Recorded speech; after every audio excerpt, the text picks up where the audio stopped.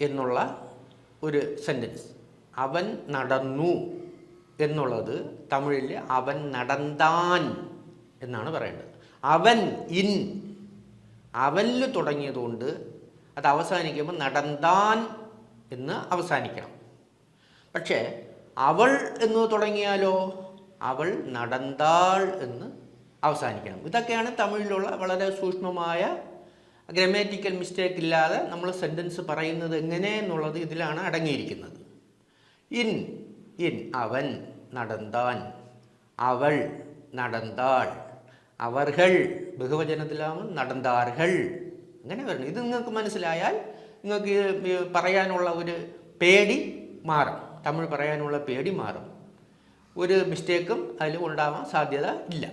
അവൻ നടന്താൻ, അവൻ നടന്നു, അവൻ നടന്താൻ, ഇങ്ങനെയാണ് എഴുതുന്നത്. അവൻ നടന്താൻ.